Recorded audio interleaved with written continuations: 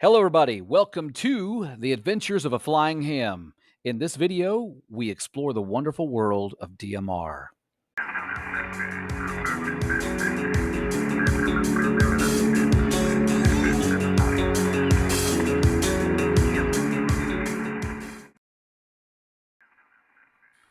Hello, everybody. Welcome back to the Adventures of a Flying Ham. Today, we're adventuring into the world of DMR. So let's get going.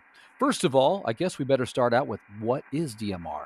Well, our good friends over here at DMR for Dummies say that DMR is, and here comes the technical term, DMR stands for Digital Mobile Radio and uses the Motorola Turbo Protocol for communications. Like other digital modes such as D-Star, C4FM, and APCO P25, the Turbo Protocol converts your voice into digital form, i.e., digital, and sends it out via RF. What makes DMR stand out? Well, it uses the TDMA, time division multiple access. And what that does is divides the single frequency into two distinct channels or time slots. By doing this, you can have two conversations going on at the same time using one frequency. Yeah, so traditionally you'd go over to your analog 2-meter repeater and your buddy's over there talking. Yeah, he's talking about the bird that's been sitting in his backyard all day long. And he's just like, man, I'd like to have a QSO, but I don't know if I want to go in there and get involved in that or not. Well, guess what? With DMR, you've got another option. You could go over on the other time slot, grab your other buddy, and start talking about that new smoker you got, and you're going to go out and smoke some brisket and ribs. How about that? Yeah, there you go. That's right. DMR offers some options that you didn't have before. Two completely different QSOs going on the same repeater. That's pretty cool, huh?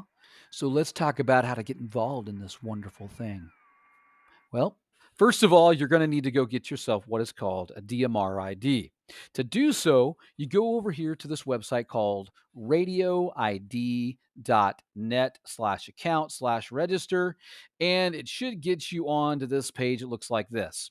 Put in your call sign, email, password, the country where you're at, and of course, you got to prove to it that you're not a robot.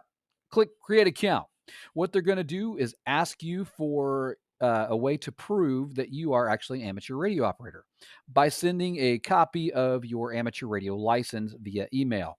They'll confirm it, and a couple of days later, voila, you got yourself a DMR ID, man, and you're ready to dive into the world of DMR. Or are you? Is that all there is to it?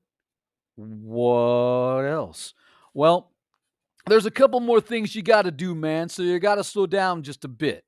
Okay. So there's these things called a DMR network.